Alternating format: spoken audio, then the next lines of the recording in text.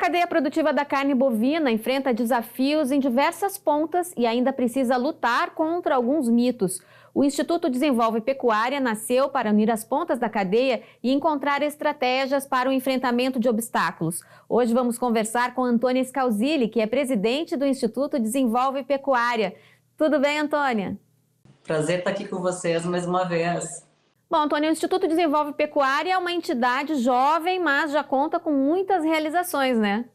É verdade, é um instituto que surgiu na pandemia através de um grupo de WhatsApp de vários pecuaristas muito inconformados com algumas situações da época que, na verdade, permanecem em alguns momentos, né? São crises e crises que a gente enfrenta, alguns obstáculos que a gente transpõe e vai avançando.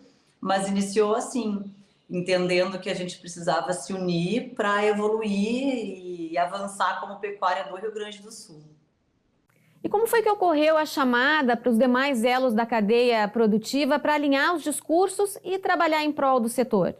Exatamente. A ideia do fórum, que esse ano foi o terceiro, é de que se unissem todos os elos da cadeia justamente por uma ideia que a gente sentia de completa desunião e desavenças de lado a lado. Então a ideia foi, no primeiro ano, colocar todas as partes na mesa para conversar. E foi tão proveitosa a conversa que se criou um relacionamento, um entendimento de que uma parte precisa da outra e precisa conversar, precisa entender que um precisa do outro. Então foram 2 anos de bastante conversa, onde a gente passou a identificar quem são as pessoas, passou a olhar na mesma direção. E esse ano a gente pensou em fazer algo diferente, a gente pensou em avançar, porque a gente precisa sempre ir além. A partir do momento que nós sabemos quem são as pessoas, sabemos como podemos contribuir em cada elo e assim ir desenvolvendo a nossa pecuária, a gente quis dar esse ano um passo adiante. A gente quis focar muito na comunicação, porque a gente percebe que o consumidor urbano, ele não conhece o sistema produtivo da pecuária, ele não sabe como aquela carne que ele encontra na gôndola é produzida, qual é o sistema. Precisa sim entender que a gente tem uma pecuária de qualidade, que a gente precisa, ainda mais nesse momento, esse ano que se falou tanto em enaltecer aquilo que é nosso, valorizar aquilo que é nosso. Então a gente focou muito na questão da comunicação, estratégias de comunicação. A gente percebe que hoje o consumidor é um consumidor muito preocupado com os efeitos desse consumo, ele é muito engajado em pautas ambientais, falando em sustentabilidade, questão de bem-estar animal, e a gente precisa comunicar tudo isso, porque nós temos isso. Então, focamos muito nisso, fizemos um evento de um dia inteiro, aonde na parte da manhã a gente chamou de um evento da porteira para fora, justamente porque a gente sabe que trabalha muito dentro das propriedades, fala muito para o nosso público e precisa falar melhor da porteira para fora. Então, foi esse o enfoque, foram 3 palestras bem diferentes, muito produtivas, e eu senti que o pessoal saiu de manhã com uma sensação diferente, de um conhecimento agregado. Então tivemos uma primeira palestra do pessoal do Manda Brasa, que são os donos da rede dos restaurantes do 20/9, 1835, junto com o pessoal do Silva, Frigorífico Silva, que são parceiros. Então falaram bastante das estratégias de comunicar essa carne para os restaurantes, quais são as estratégias que eles usam, então. E no segundo momento tivemos a palestra, uma riquíssima palestra do Roberto Gresselet, que nos presenteou com grandes falas importantes, duras, mas muito francas, que eu acho que é assim que a gente evolui. E falou também o Luizinho, querido Luizinho, do Frigorífico Coqueiro. E terminamos amanhã, então, com uma palestra muito disruptiva, como a gente diz hoje, que foi o Dr. Fernando Bastos, falando dos benefícios do consumo da carne, todos os efeitos benéficos, então, desse consumo para o nosso organismo.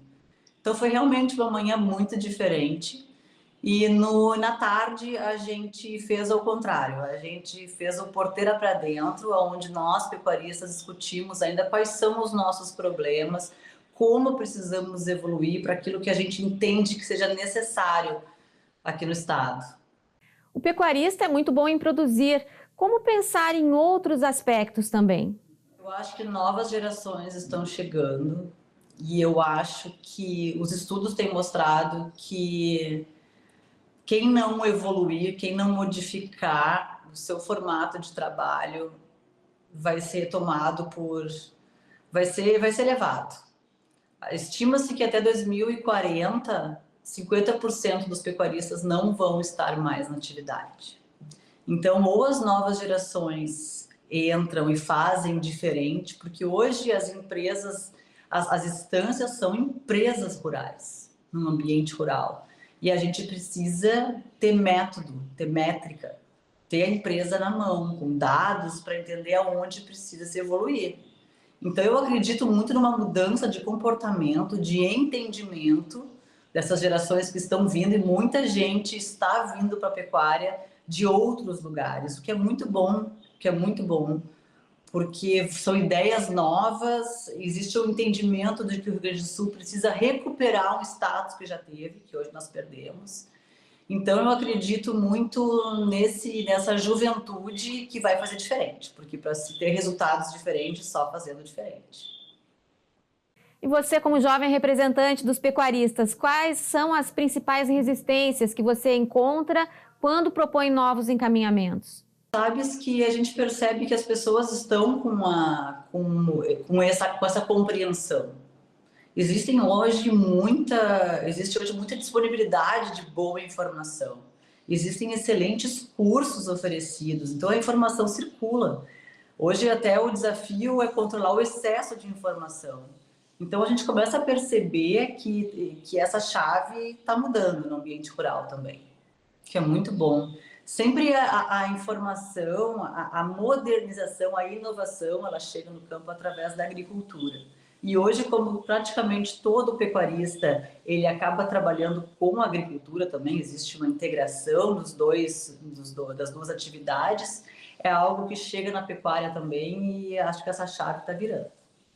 O pecuarista que está trabalhando com integração lavoura-pecuária está aprendendo bastante com a organização e os calendários do agricultor.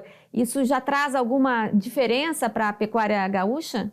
É verdade, é verdade. O agricultor, ele sabe que a lavoura não aguenta desaforo. A pecuária aguenta muito mais desaforo, é uma atividade até então mais conservadora. Só que então, é bem como tu disseste, como praticamente todo pecuarista é lavoureiro, também é agricultor, ele entendeu que precisa de muita métrica, de muito controle de informações e precisa entender que aquilo que ele não controla, ele não consegue saber, ele precisa até na tomada de decisões, ele precisa saber aonde que estão as falhas, aonde que ele precisa evoluir. Então, ele precisa dessa métrica para continuar evoluindo e continuar levando a pecuária. Urge que a gente recupere os estados que já teve. O Roberto Grenselé, que você mencionou aí, foi um dos palestrantes do fórum. Se disse que ele foi bastante duro em algumas falas. Qual foi a mensagem que você avalia que mais marcou e deve ser levada em consideração pelo pessoal da pecuária? Eu disse para ele ao final que a palestra dele foi um presente. Eu agradeci muito, porque eu acredito que as verdades devem ser ditas. E a mensagem que ficou ao final foi justamente o título da palestra dele. Ou a gente troteia ou a gente sai da estrada. A gente precisa focar muito nos nossos problemas, precisa entender e aceitar os que a gente precisa evoluir, precisa se organizar como Estado, pensando em pecuária do Rio Grande do Sul. E a gente tem muita coisa para correr atrás. Então, nós dormimos durante algum tempo em berço esplêndido e precisamos... É para ontem que a gente precisa agir. E o Fernando Bastos, que você mencionou também, que palestrou durante o fórum, trouxe argumentos importantes sobre o consumo para a carne bovina na saúde humana? Na verdade, a importância da fala do Dr. Fernando é porque nós não somos cientistas. A gente come carne porque a gente ama o que produz e que a gente sabe. É muito fácil a gente entender aquilo que ele disse lá. A gente sente os benefícios dessa dieta, desse consumo de carne. Então, eu acho que ter conosco um cientista, alguém que realmente estuda e tem dados, eu acho que é extremamente enriquecedor. Ter alguém como o Dr. Fernando comunicando aquilo que a gente produz e realmente trazendo argumentos que são irrefutáveis, com estudos sérios, é fantástico. A gente precisa, e o sentimento do final da manhã que nós tínhamos era de missão cumprida, porque a gente está no início da cadeia, a gente sabe o que produz, sabe o valor daquilo que a gente produz, em termos de saúde, inclusive, e ter alguém lá do outro lado da ponta, que não é produtor, que não é pecuarista, e que fala tão bem, porque realmente é isso mesmo, as coisas estão ali comprovadas cientificamente, é fantástico, é fantástico. Foi uma manhã muito rica. Antônia, quais são os planos para a Expo Inter, que já está chegando? Pois então, um dos nossos pilares para essa gestão, e que tem muito a ver com o que foi falado pelo Roberto Gracilier, é a promoção do Instituto da Carne Gaúcha.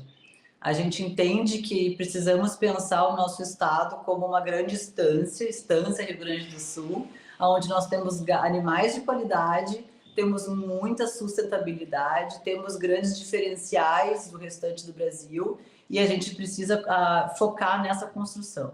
Então, durante a Expo Inter, a gente vai apresentar essa caminhada que a gente vem fazendo. Precisamos que os pecuaristas saibam e a gente organize um nicho de carne premium para poder ser ofertada nos melhores restaurantes do Brasil.